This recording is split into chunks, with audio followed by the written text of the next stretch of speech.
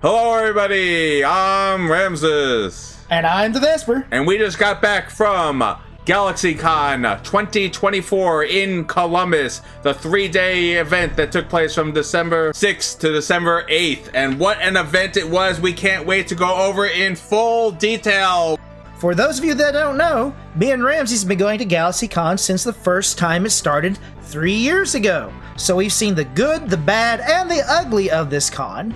And to start off, instead of going right into all the fun things that we did, we're going to talk about what they changed from last year to this year, because last year's thoughts on the con were a little bit critical, but the good news is they addressed some of the issues that we talked about, but also unfortunately created some new ones. So before we begin, please remember to like, comment, subscribe, and ring that bell so we can bring you a lot more where this came from. And believe me, we will bring you a lot more where this came from. We can't wait to talk about this convention. So let's get right to it. We're not going to start with Friday yet. Give you a little bit of a background, a little bit of an intro, a little bit of a precursor before we start here, because I think this is important. 3 years now they've been holding this event, or at least GalaxyCon's version of it has been held here 3 years. So it's kind of important to see where have we come in 3 years now. Yes, so one of our biggest concerns last year was due to organization. There were lines everywhere, and people were waiting to get into the exhibit itself. A thing they did right this year, but wrong at the same time because they didn't keep doing this. They had volunteers, quote unquote. I think these were unpaid volunteers, and very nice of these people to do this, but they were like wearing volunteer shirts, and they were like, people, wait in line just to keep it organized, but it's not required. Wait in line, wait till it opens. You can get in line. So they were encouraging you to get in line, quote unquote, but they were also making it clear that this line is not pending. Just because you're in line does not mean you're getting in this order. It means you're out of the hallway and out of the way before they open the doors, is what it meant. Another thing they changed for the better was they actually rewarded the VIPs and enforced their privileges. They gave them an hour ahead of time into the actual exhibit hall. They used to, in the first year, have a door specifically for them, but they didn't allow them to go in early, and it was just a mess. Then last year, they were stuck waiting to get in like the rest of us, and didn't really give them much of a benefit other than a line cut to the front, which was never enforced at all when we were there last year. Guess what, though? This year, they got in a full hour early, as I said, and they enforced the line cut in the actual autograph area. So that was very useful. And the reason they needed to do this was because they paid $355. They needed something. Also, they changed the location of the VIP lounge from the corner in the exhibition hall to an actual side room where they had some privacy, and it actually made you feel like you were a VIP. So yes, good job. They treated the VIPs right, and I think the VIPs are going to be very happy with that being the case. So they changed the registration line. Again, this is the third different location. Every year we've gone there, it's changed. Last year I thought it was okay. I was happy with what they did last year, but this year they wanted to use all the way the back of the convention hall. If anyone's been to the Greater Columbus Convention Center, you know that there's this head that keeps changing the images on it, and it's like a huge windowed area. They use this whole area, which is never utilized for anything, for the registration. And I'm gonna say good and bad. It's like putting a band-aid on a wound. You just keep moving it all over the place. I don't know if this solved the problem, but it kept the lines easily organized, because now you had deluxes and VIPs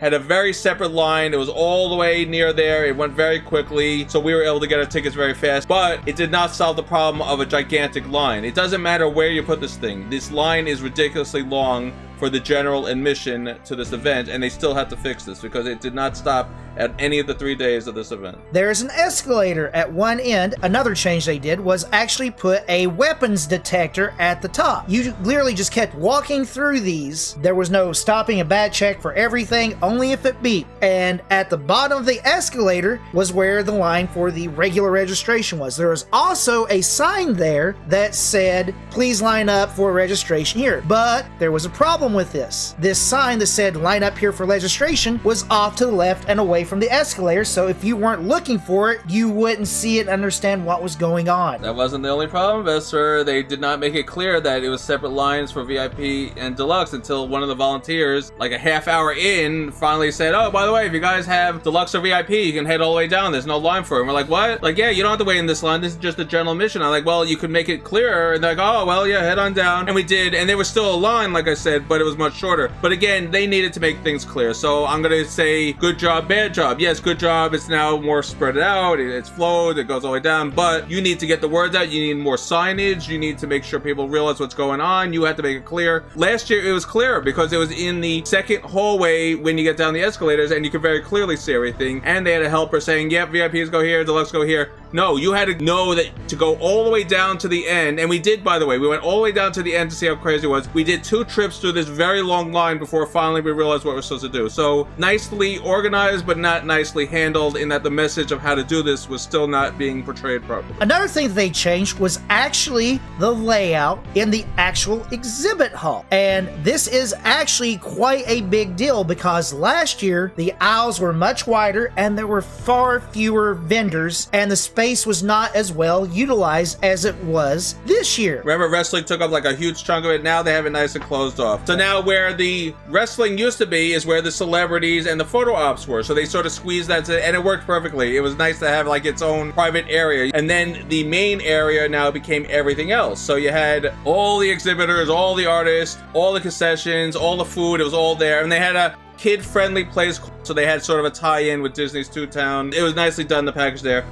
And then in the other area here, which says Exhibit Hall A, that's where the wrestling arena, the video gaming arena, where they put the piercings and tattoo place, which was no longer limited to just night, by the way. They were doing it all day long with some concessions. And this is totally different because from our previous year, it was stuck out there in the main exhibit hall, and it took up a lot of vendor space. Putting it all together, packed it nicely. You wanted to play video games without being interrupted. They had a stage for events, and they had all these wonderful games, and they also listened to us to a little bit, and I do mean just a little bit, as they literally brought out 4 retro consoles and 1 retro arcade. In the main hallway area, they actually added some differences too. They had lockers now. So how many times did we have to go back to our car, Vespor? Like 3, 4, 5, 6 times. 4 times. Right, to keep putting stuff back in the car. They had a solution to that. If you wanted to pay, nothing was free, of course, but if you wanted to pay for a locker that had their logos all over it, you can get a locker. Every time you buy something, you throw in the locker, you go back in. So that was nice that they did that. And they had the usual hero, super, and main stage. They got rid of the sidekicks.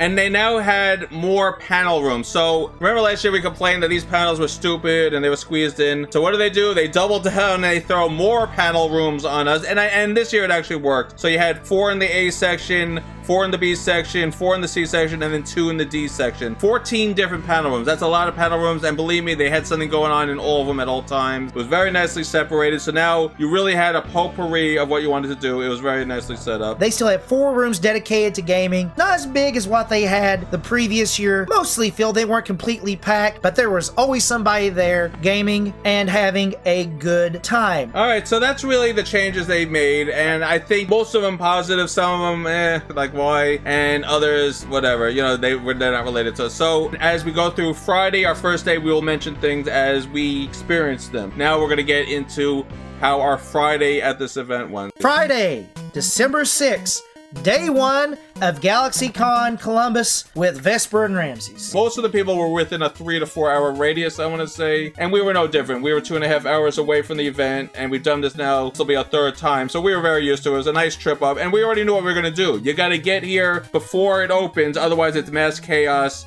and you don't know where you're going, you don't know what to do. So you have a little downtime before you actually head into the arena itself. Here's what you do. Get into the Columbus area right around 11:30, 12 o'clock. Go get some lunch, and as long as you're a Deluxe or a VIP pass, you're fine because you can be there at 1 o'clock exactly, and you will find parking. The secret to Friday is get there an hour before the floor opens. So if you're a single Friday day pass, which is much cheaper than anything, you need to get there a lot sooner because that line was already to the end of the hall at 1 o'clock. So you need to be there early. What we do before we got there? Well, we have a tradition, me and Vespor. We found a place that Guy Ferrera on his Diners, Dives, and Drive-Ins on Food Network. He showcased this place twice, and I think it is worth the showcasing. It's called Loops. It's in Columbus, and we've already showcased it. And we're going to showcase it again because that's how much we like this place, and we give you a full review of everything we do. So we went to Loops first, and it deserves all the praise it gets. Loops is a Chicago hot dog eatery, pretty much. It's like one of those, if you go to Chicago, you're going to see these places all over the place, but there are better ones, and there's even better ones. This one in Columbus, which is Ohio, in case you guys didn't realize, is one of the best in the country. So yeah, we had to get some Chicago dogs. That's a tradition for me and Vespor. We love our good hot dogs. They make some of the best Chicago-style hot dogs I've ever eaten in my life. We got the 2 hot dog meal. It comes with some of the best tasting french fries I think I've ever had. They add this little seasoning to it.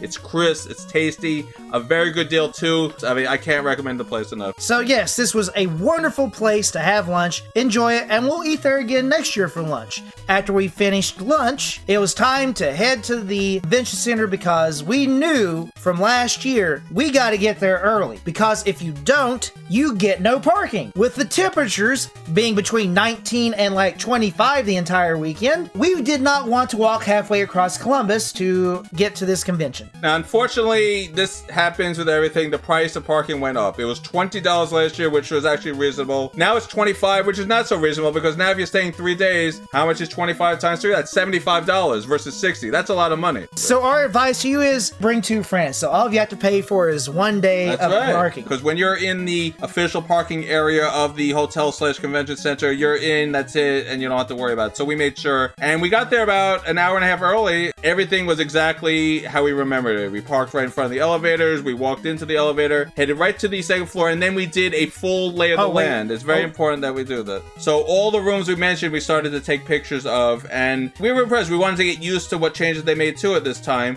but we also realized this line is giganormous already, and oh no, and we thought, okay, I guess we have to wait on this line because there's nothing else. But we walked all the way down to the registration desk, and we lucked out a lot during this event. Luck sometimes is very important because, unfortunately, and they should, people are not helping you. It sucks, but you have to get lucky, and we got lucky a few times in that someone randomly told us, hey, you don't have to wait here, go to the beginning of the line, because the VIPs and Deluxe have a separate line that's not long at all. I mean, we got very lucky, and even that line we got lucky in that Vesper's like, we're not VIP, why are we waiting on this line? Because there's a separate line for Deluxe. You don't even have to wait on the VIP line. The Deluxe line had 0 people in it. So Vesper's like, why are we waiting on VIP? He went right there and said, Ramsis coming over, there's no one here, and that was it. So we got our Deluxe, and I'm gonna tell you what the Deluxe gets, because we keep mentioning Deluxe 170. And don't forget, we got discounted prices, and most people do, because if you get it at a certain time, you're usually gonna get 20% off the price. So what do you get with Deluxe besides a 3-day ticket? You get a very nice looking badge. Now, me and Vesper complained about some of the other convention ones that the badges are crappy. It's a little wrist thing, or it's like a piece of paper.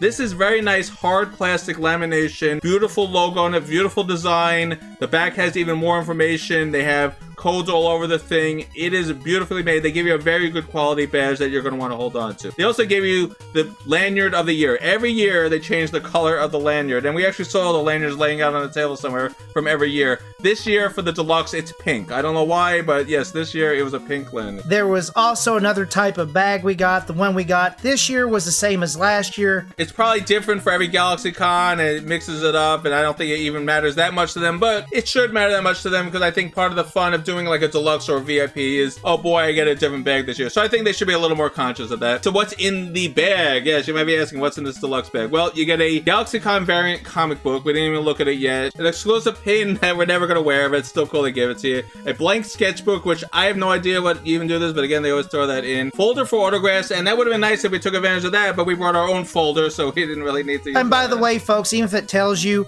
it's always good to bring your own, because they don't know what needs you have. It's just a standard little folder. If you want something more secure, I highly suggest you bring something more secure if you're going to spend the money we did to get autographs. Absolutely. And then they give you 11x7 prints, and then you get discounts, which again we didn't use. And it's only at the GalaxyCon booth, so you're pretty much not buying anything for there unless you want a t-shirt. And that's what you get for Deluxe. So I see why people don't do it. Is any of that stuff really worth the extra, say, what is it, $50 you're spending? No, but it's still a great deal. You get swag, you get in easily, it's 3 days, you're all taken care of. With the discounted price that it usually is, it's actually a good deal when you look at it that way. So we got our stuff from the Deluxe ticket, and we're like, oh, it's almost 2 o'clock. We better start heading towards the exhibit halls. We were curious, were they going to limit it? Were they going to make it crazy? They had banisters around the doors to keep people from charging in. So that was great. And speaking of luck, we actually happened to luck out in being in front of the main entrance door to the exhibit hall. Now, they had exits marked out and entrances, which was wonderful. They didn't have that last time. Now, here's the problem with this. The exhibit door is supposed to open at 2 o'clock exactly. Well, something not mentioned in the book that we showed you is the fact they have an opening ceremony we knew nothing about. And it actually happened 30 feet in front of us. But as you can see, there were so many people, we had no idea what was going on. We heard a lot of clapping, a lot of yaying, and they had speakers, but it's so loud. Imagine 1,000 people standing around a very small, echoey hallway. You really think you're going to hear someone on a 2-speaker little microphone system? Absolutely not. They needed more speakers there. They needed a better microphone, and microphones are going to be another issue. We'll get to that later on. And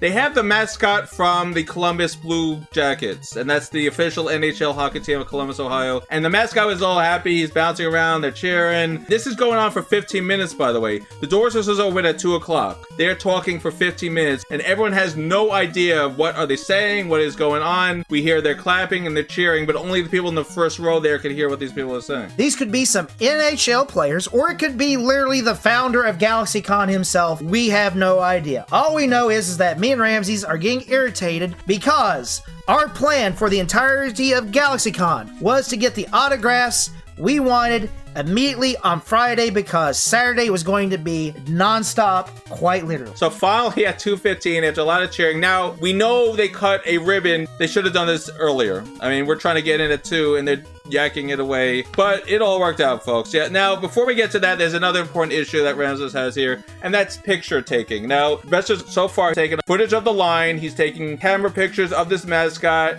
We've shown you all the pictures of everything around. And I also took pictures of some of the cosplayers on this day as well. We didn't bring this up during the changes portion before we started in on Friday because this didn't change from last year at all. No, it's the same policy. Ramses, show the picture. There you go. They have it very clearly displayed. This time, not in an obscure hallway. They have it right in front of registration. Pictures will be and are allowed to be taken during the entire event. Deal with it is pretty much what this picture says. Me and Vesper, I'm sure we got into pictures also without us knowing, or maybe with us knowing. We'll see. Pictures are allowed to be taken at any time. We were taking pictures all over the place. We were taking pictures of vendors, and even the vendors were getting not annoyed, but we're like, oh, you forgot to take a picture of that. There's nothing you can do. You are allowed to take a picture of anything and everything at this convention, and it is a wonderful, wonderful thing. That is exactly how it should be. You can take a picture of all the vendors. You can take a picture of all their merchandise. You can take a picture of a guy in a suit. You can take a picture of a celebrity. You can take a picture of the whole entire place. There's nothing you can do about it because they can do it back to you, and that's the wonderful rule. So listen up, Lexington Comic and Toy Convention and Huntington Comic and Toy Convention.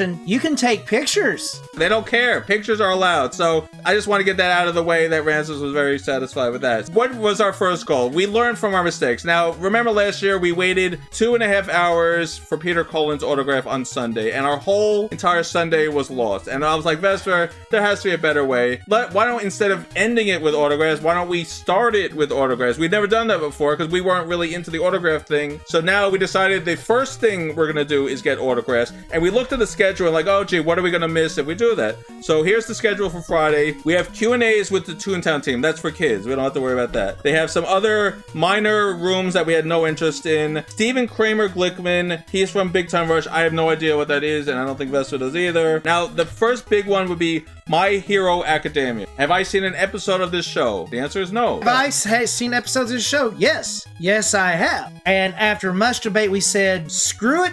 We're getting them no matter what. Right, so we ran right down to Weird Al Yankovic. Now, I don't know if I've made it clear in all these videos that you guys have been with us that me and Vesper love Weird Al Yankovic. Absolutely. So we were like, that is our goal. We didn't do a lookout. We didn't go through the exhibition. We ran right to the autograph area, and wow, we were 5th online for Weird Al Yankovic. No joke. There was a lot of VIPs there, so we had to wait our turn with all that. So how they did it here was the private booth, and whenever you're a big enough star, you get the private booth. Weird Al and Hayden Christensen, those are the two that did it for this one. So it's $100, which is actually reasonable, and there's a reason why this is reasonable. The sad thing about Weird Al was he only had 4 picture choices. 3 were of current Weird Al, 1 was of old school Weird Al, and the old school Weird Al were really good. And I'm gonna blame myself. I usually come prepared with a picture. I wanted like a Dare to Be Stupid look, or from one of his albums. Very stupid of me to assume that Weird Al Yankovic, who's charging $100, would have a whole table full of pictures. Very stupid of me, but no, he did not. But just realize when you get get autographs. Some will have every picture imaginable, some won't. So if you really want a certain picture, don't assume they're gonna have it. Be prepared with your own. It's very easy to print out your own picture. Not on a piece of paper. You buy the glossy paper from like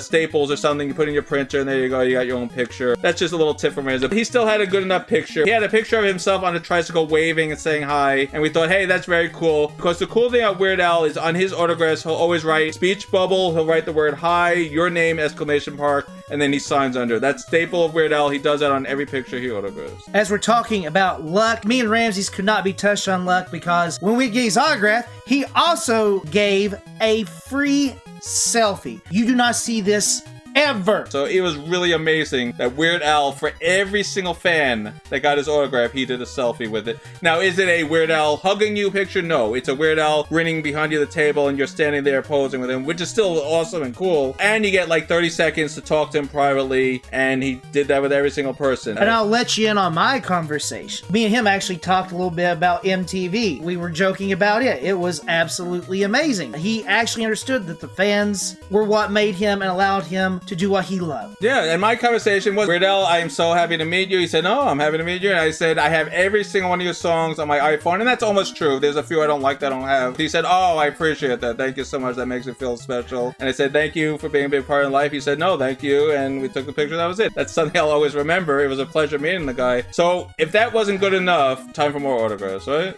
That's right. And our next on our list of must-have is Ernie Hudson, because as you will know, Ghostbusters is my #1 movie of all time. Nothing will ever beat it for me. Ramsey's favorite Ghostbuster was also Ernie Hudson. So yeah, I made that clear in our Q&A that we did, yes. So we went straight to his line, and guess what? He wasn't there. Like, oh no, what do we do? The line's very short, so we're gonna risk it for now. I want to say there was about 7 or 8 people in front of us. VIP had about 5 people. Not too bad. And it's like, all right, we're ahead in line. What are we gonna miss? My Hero Academia? I don't care. So we're like, whatever, let's wait here. So we did, and we asked the helper there, oh, is Ernie coming? She's like, I don't know. I'm just working the lines here. It's like, oh, all right. About 10 minutes later, the crowd goes wild because yes, Ernie Hudson finally shows up. He's waving. Thank goodness it was worth the wait. This line went very fast too, but this was a little different than the Weird Al. People actually had stuff because, you know, Ghostbusters, the most memeable, the most advertised, the most merchandise filled. Everyone had their own proper thing to sign. Someone had an Ecto-1, someone had a toaster, and if you guys have seen Ghostbusters 2, you'll get the reference. Here's the thing that also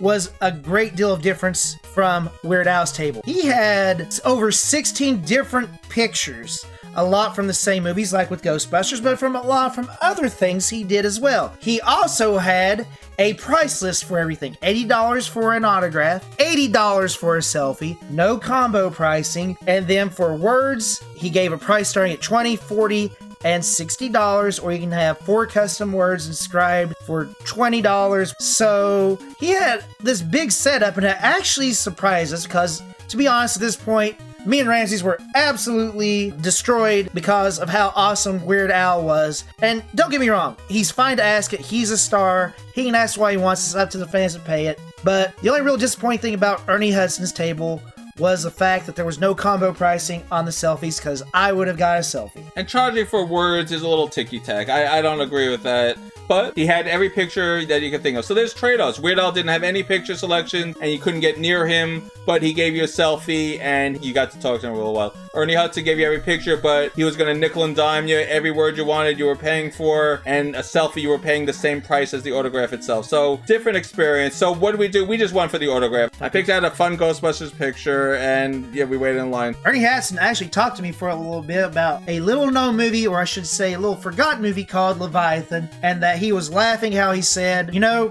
I don't remember much about that movie other than the fact they killed me off at the end of it. And I didn't get much of a conversation. And again, this is my fault because even though the picture selections were great, there was something I really wanted to decide. I know you guys are going to laugh, but this is Ramses here, and this won't surprise anyone. I remember him from the Super Mario Brothers Super Show. He's with Mario and Luigi. That's Lou Albano and Danny Wells. And he's coming in as a generic Ghostbuster. He couldn't have the logos or anything, but he pretty much was wearing like a knockoff version of the suit, and he had to get a possessed Luigi or whatever, and then he had to do the Mario stuff at the end. I wanted him to sign that picture, and I, again, foolishly did not print it, and I think that would have been hilarious. But I didn't get to really say much to him because he was still laughing from, you know, his conversation with Vespor. He didn't really talk much to me. And as I told Ramses too, when he was talking about this, we talked about the custom pictures. The reason we brought up Leviathan was photos because I wanted him to sign a picture of where he got eaten at the end of the movie. Unfortunately, even with like 14 pictures, it still wasn't the ones we wanted. Bring your own pictures, folks. That's the only thing I can tell you. Everyone assumes, oh, they'll have every scene. Nope, they're just gonna have a random potpourri and good luck. Still, Ernie Hudson is very cool to meet. I don't like his pricing policy at all. I think it should have been like a combo deal if you want to get a selfie with him. I think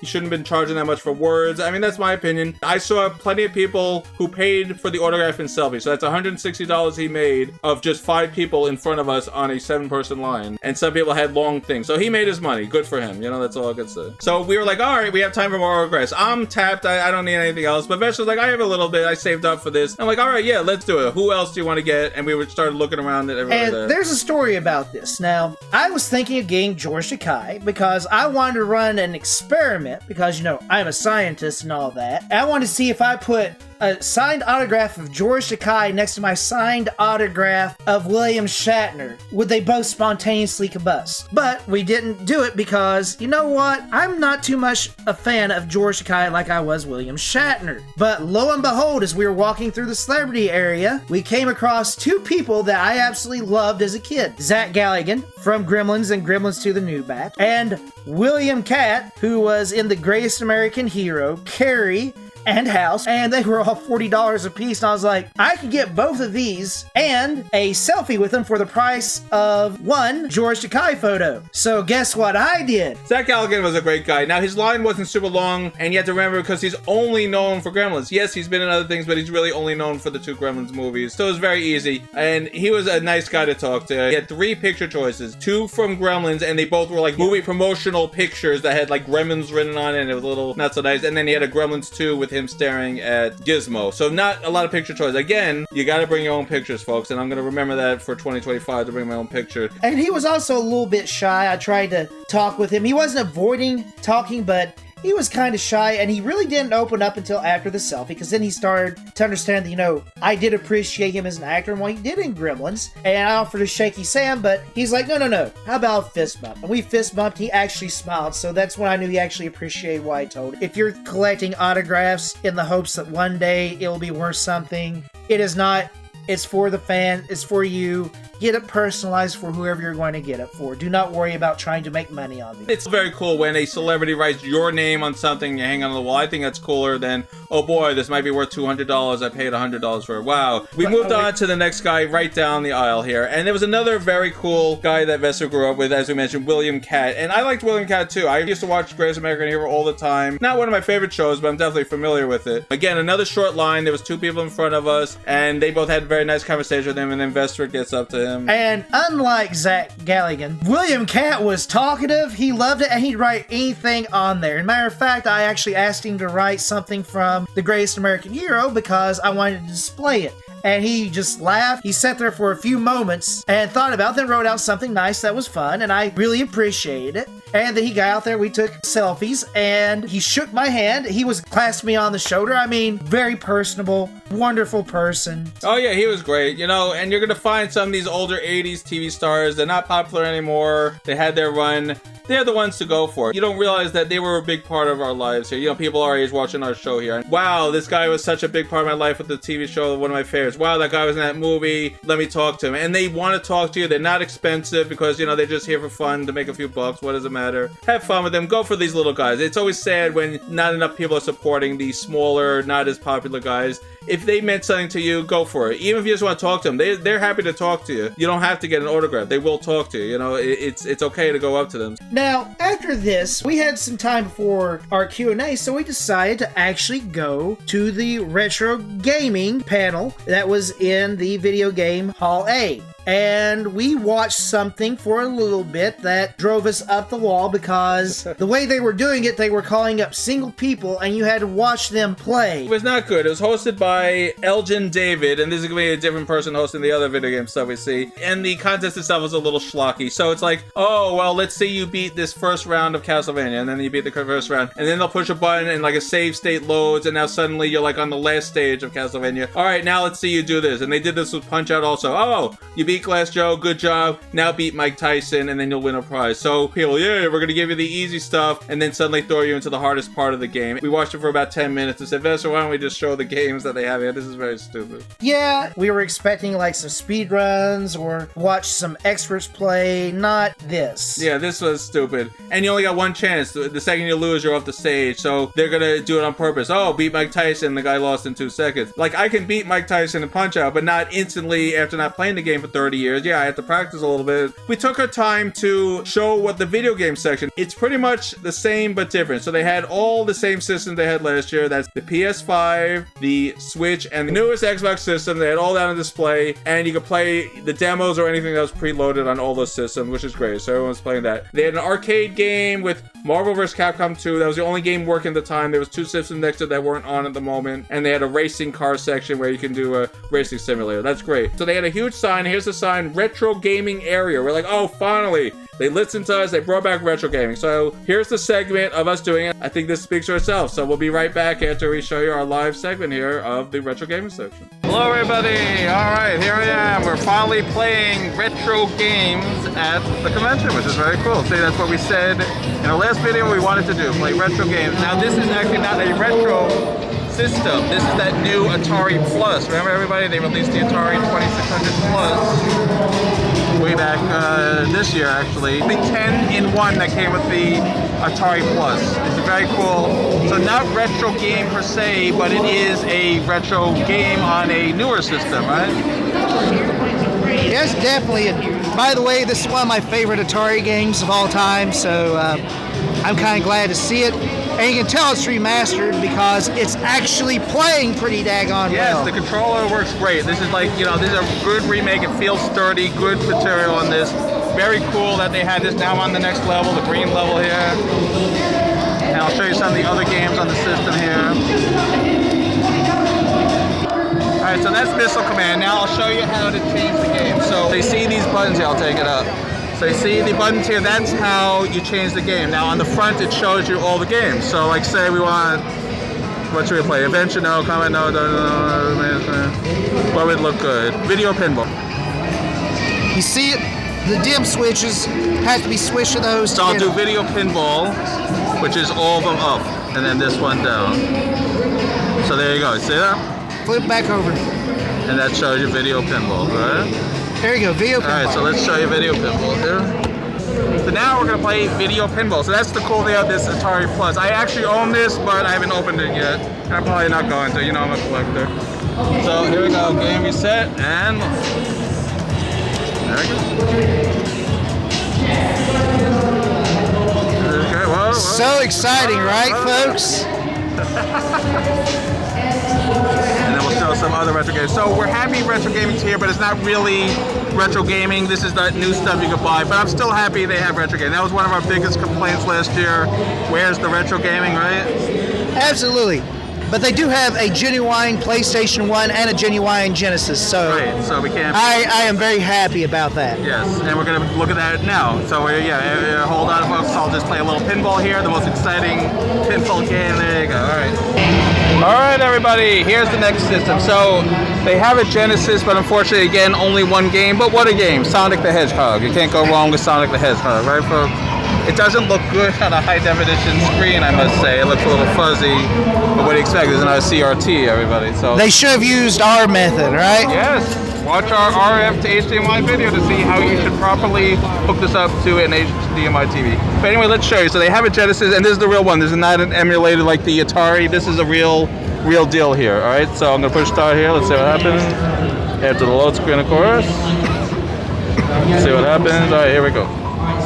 Alright, now I am a Nintendo person. I'll be the first to admit that. I am not a Sonic person. Ooh, man, you're right. They need that hookup, man. But yeah, look how fuzzy this is. You can't play this on a regular TV. Now, we are going to say on our first year here, they did have CRTVs, right? Yes, they did. They did. They had all these retro systems on CRT. Coleco, Intellivision, yes, every single one, Ataris. So we're hoping they get back to that one day. We really are. That's what we would like to see. This is a step in the right direction. We're glad they brought back retro gaming because that was definitely missed. I don't know why I'm on a platform here, but let's go. Because you stink at this game. Oh, you were saying I got 1,000 points then. You beat level 1. Now let's put it on level 1,000 and see how he does. So we are glad they brought back retro. They need the Nintendo they have over there. They need to let people play that. That's what they should have had. Oh, I got into that bonus thing. I forgot how this works.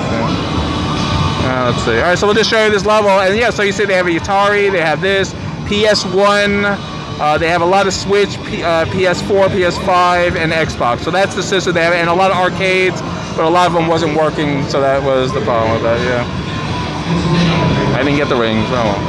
Oh well, don't worry. He doesn't get paid anyways. Yeah, the payment of working with Vespor. It's the honor of working with Vespor. All right, so I'll just share a little more of this, and then yeah, we'll get back to our convention. Hopefully you guys are enjoying this live footage here of what the gaming experience is like at GalaxyCon 2024 in Columbus. It's been a lot of fun. And it is a lot better than it was last year, because all they had was, if you've seen here, Switches, PlayStations, and Xbox Right, Ones. so we're glad they brought this stuff back. All right, folks, let me give you an idea what they had here. Mostly new systems, but at least they got some retro stuff too.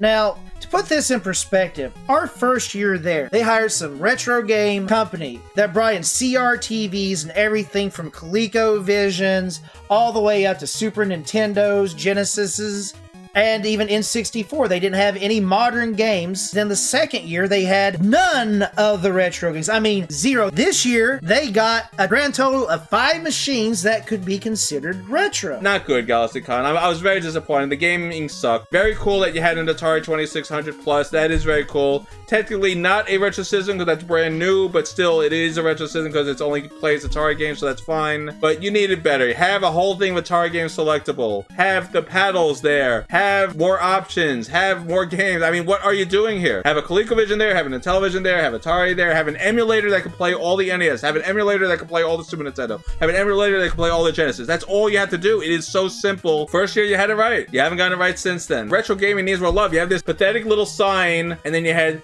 3 systems. Step in the right direction, but do better. It's a pop culture convention, and that's for everybody's pop culture. But look back to your first year and learn from that. So anyway, we didn't do a panel that we were thinking of doing. So they had Halloween Town at 4:45, and this is really cool because it has all 3 of the original stars, both kids and the mother, and we did want to see that. I was fans of Halloween Town. Yeah, I know I'm a little too old to have been into that, but who didn't watch all this Disney stuff growing up? It was great, but the problem is there was something at 5 o'clock that sounded a little more interesting, and I have no regrets because I think it worked out very well. But at 5 o'clock was the Secret Wars Q&As, which is with Jim Shooter. The thing is, we are the biggest Jim Shooter fans. And he also had a buddy along, John Beatty, and John Beatty was the inker of the Secret Wars comic series. I don't even know why he was there, honestly. I want to point this out. He didn't take away anything, but he didn't add anything. So No. that's why we say, why was he there? So it was Tyler Wood, and we have a little history with Tyler Wood. Yeah, you remember 2 years ago, he was the moderator to Steve Whitmore, and we were so mad at this guy. Oh, and by the way, we called him Joe Jr. back then because we didn't find out until well after we recorded that they actually listed the moderators in the book. So we found out Tyler Wood, and we're like, oh no, not this guy again. And there's actually a funny story of how he and Jim get along in this one. So anyway, we get to the panel. It's not a huge crowd, but it's a big enough crowd that there was interest. So the panel is all about talking about the history and creation of the Secret Wars comic book series. And really only the first. They didn't even talk about the second, which I'm more familiar with the second one than the first one. But they really talked mainly about the creation of the Secret Wars Marvel series and how it came to be. And it really was a great panel. Jim Shooter is absolutely the man when it comes to talking about comic books. But there was something different that me and Ramses noted about him immediately. So they finished out the previous panel, and someone in a wheelchair is pushed in. I'm like, oh, who's that, Vester? And he said, that's Jim Shooter. I said, that can't be Jim Shooter. That looks like an old man. And you're like, no, that's him. Yeah, and here's to give you an idea. Here's a picture of Jim Shooter now. Here's from the con last year. He did mention that he was not in good health. He's here, and we're hoping and praying that whatever sickness he has, he's won the battle, and that's why he's here, because he looks like he may not be with us any longer. We hope and pray for you, Jim, that you're going to be here for many years, because we love hearing your stories. Once he started talking, it was Jim. It didn't matter what he looked like or how frail he looked or that he had to have a wheelchair now. Once he started talking, it was Jim Shooter. So people don't realize how big Secret Wars was. When comics were big, comics were big. I mean, we're talking big. And they mentioned this. There's like 4 million were sold of this thing. It's been reproduced and re-imaged and redone and republished 1,000 times. times. Secret Wars was the biggest of the biggest of comic book series. The panel starts, and I felt bad for John because he deserved a little more love, but what is an inker going to talk about? I inked the comic book series. The history of how Secret Wars came to be is Mattel, the toy company, wanted to make a toy line for comic books, and Marvel's like, well, what about us? They're like, oh, what do you have? You have Iron Man, you have Hulk, who cares about that? And it's like, what do you mean, who cares about that? These are some of the biggest characters ever. They're like, well, Superman, Wonder Woman, and Batman and Robin outsell all you guys easily. And then Jim Shooter's like, whoa, why don't we show you what the comic book sales are? Marvel outsells DC by over 60%. And like, well, you need to do something more than that. And then Jim Shooter's like, well, how about if I give you the biggest epic event ever, combining all of our top stars into one comic book series? Would that do it for you? And I'm like, well, I don't know. And Jim Shooter's like, all right, that's exactly what we're going to do then. And that's how the Secret Wars came to be. And there's a weird story that the name of it was supposed to be something totally different than Secret Wars. Cosmic Champion. And everyone's like, that's the stupidest name ever. We got to do better than that. And then one of their marketing said, well, the two words that kids said they like the best are Secret and Wars. And Jim's like, well, that's it. And she's like, what do you mean that's it? That's it. Secret Wars. That's what we'll call it. And that's how the name came to be. So yeah, let's show you some of the footage here of how this panel started. And I do know something about the toy business. And so I timed the first appearance of Spider-Man in the black costume. I timed that for January. Why? Because Mattel is so big, they have their own, or they used to, had their own toy fair, separate from the major toy fair in New York City. Their own toy fair in Scottsdale, Arizona. And so I thought, if I come out with this black costume in January, maybe we'll get some news. You know, we'll see. And I timed the origin of the black costume to August. Why? Because August is when they sell in the Christmas toys. Okay, so anyway, and you know, I was amazed. I mean, I went to the PR department and told them, I said, look, we're going to change Spider-Man's costume. Maybe you should do a press release. And I'm telling you, the lady who was in charge said, no one will care. I said, all right. So as soon as that issue came out, my phone starts ringing off the hook. All three wire services, all three big New York newspapers across the country, LA Times, Chicago Tribune, the Miami Herald, the Cleveland Plain Dealer, and everything in between. They are all calling, they wanted information on it. It was a big deal. It was on TV, it was on the radio, it was all that stuff. Mattel people said, thank you. So I walked down the hall of the PR department and I said, you know, Pam, people really do care. And they had to scramble like crazy to handle all the media. And it got a bump too, a significant bump in August. And the Mattel people were just so happy with me, you can't believe it. So there you go. So that's just some of the little history. Now, Jim was getting a little annoyed at Tyler here because he was pulling his Joe Jr. act again where he's gushing. He wants to be the only one talking. He doesn't care that the crowd had important questions for Jim Shooter. No. And Jim kept saying, excuse me, some of the people have questions. And Tyler was like waving him off. Yeah, I'm almost done. Jim like gave him a look like, are you for real here? Like, this is for them, not for you. Don't forget, though, this is the funny part about this. Because Jim Shooter spent nearly a half an hour explaining how important it is to respect the fans. So Tyler, in his defense, was trying to get John to answer some questions, and that's great, but there was nothing for John to talk about. So I was like, oh, so how'd you get into inking it? And he was like, well, I didn't really want to do the comic, but everyone's like, oh, come on, you're a great inker, you got to do it, so I did it. I mean, that was the story for John. And I'm like, well, I guess for an inker, that's an interesting story. I mean, I don't know how relevant it is. Jim being Jim, he's like, he was the greatest inker. It wouldn't look as good as it did without him. I mean, he was doing everything he can to push this guy, but the moderator, Tyler, was trying to get things out of it. The whole thing was awkward. So it was like, yeah, you got to know when to segue. So you can see that you've come to a dead end here where you're not going anywhere. You have audience members who want to ask questions. Let's move to them. So Jim was exactly right. It was time to move to the questions. And finally, reluctantly, and I'm not kidding, reluctantly, he finally went to the questions. And the questions are great. It was all questions about Secret War related issues, you know. And by the way, folks, me and Ramses were sitting in the front row, so we could see Jim perfectly. The look Jim Shooter was giving Joe Jr., or Tyler Woods, I should say, would make you think he was going to kill you. Oh, yeah, he was not happy with this guy at all. And we weren't either. I hate Tyler. I hate to be like that. I don't hate Tyler as a person. I hate him as a moderator. That's the way I'm going to say it. And this is also where we don't realize that a lot of these panels are are going to be brought down by the moderators. Yeah, unfortunately, that's it. This was a great panel. Great way to start off. Unlike some of our other GalaxyCons that started off on such a weird foot with these Q&As. Most were canceled or whatever. Nope, this one went as scheduled, and it was great. So we decided we want to do a couple more events. We'll get food like we usually do, like at 8 o'clock or 9 o'clock at night near the hotel. We want to see a few more costume guests and not have to keep bothering people to take their pictures, so we went to the 6 o'clock GalaxyCon Runway costume contest. And it wasn't a big crowd, but it was cool to see the fans having fun. So what it entailed is a random person who volunteered for this will walk on the stage, and they had 3 judges. So it's just 3 people who worked for GalaxyCon. They were judges, and they wanted to see how much into your character you would be and if you did something. So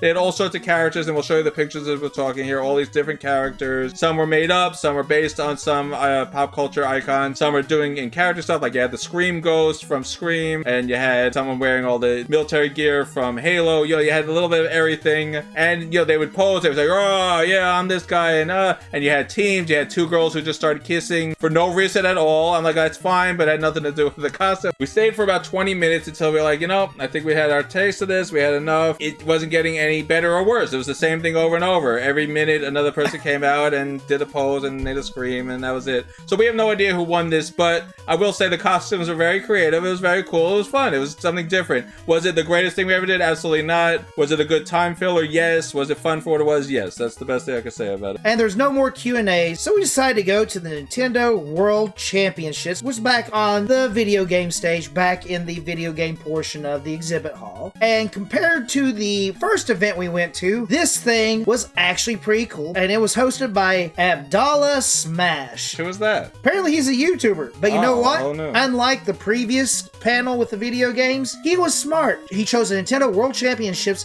which are a plethora of speedruns. So guess what? He chose 8 people from the audience, and they all took turns doing the speedruns in the games, and the audience got to vote on the games, and it was actually fun to watch. And by the way, folks, me and Ramses got our picture taken. We didn't know about it. That's right. As you can see in this little footage here, see if you can pick us out. We're not going to tell you who we are. Famous. You too can be caught and pictured anytime. And get the back of your head taken in a photo. That's right. So there you are. I don't own a Switch, so I don't have this game, but I've seen it played before. It is a lot of fun. It's pretty much a mock-up of the World Championship tournaments they used to do on the NES in the 80s, where you had to get through certain moments quickly.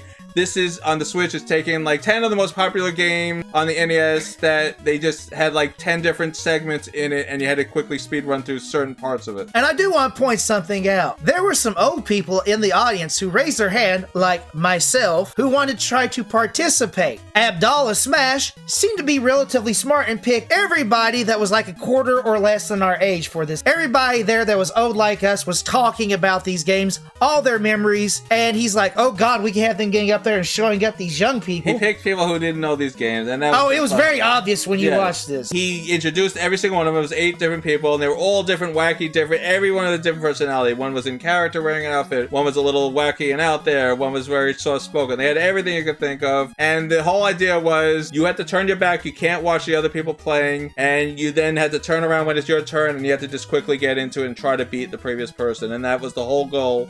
And he did like 5 of these. So he introduced everyone, and then he starts out with Super Mario Brothers. You got to get through the first stage. Oh, that's pretty simple, without stopping and as fast as you can. So that was the whole gimmick to it. Some people did well, some people did bad, and some people did worse. Now the thing about Abdullah, he's not a very good host. He's a YouTuber. He was like, oh, that was great, that was great. No matter what, you were great. Even if you were terrible, you were great. And I'm like, false praise like that is not healthy. It should be more like, well, better luck next time. That's the proper statement to say. Why we're saying this is because on some of these times it'd be like 20 seconds. People would get between 25, 30 seconds, and then some people took like over a minute. Right, and he's like, oh, good job, yeah, you were in it. It's like, I wouldn't say that was terrible. I would say, well, I guess Super Mario's not your I would say, you'll get the next one, buddy. It's all right. Right, that's the type of feedback you should be giving. So Abdullah was just too generic. I mean, he was trying, and his voice was good, but he was just too generic for me. So this went on and on. So they did Donkey Kong, they did Zelda, and on and on and on. We didn't stay for the whole event because we got the gist of it. After 3 or 4 of these, we're like, all right, we get what it is. That's a lot of fun, and we don't need to see them get some little stupid prize, you know, that they can hold in their hand. But that was the gist of it. It was fun for what it was. These are the type of things I wish they would do more at GalaxyCon, and I think they're learning. The crowd was really into it, and it was very funny. All right, so then there was one last thing to do, and that's why we left this a little early. At 7:45, we wanted to do not something that takes place at the video game center, but it is still video game related, the irony of it. And it was called Retro Game Collecting. And I'm sort of a retro game collector myself. I've already mentioned that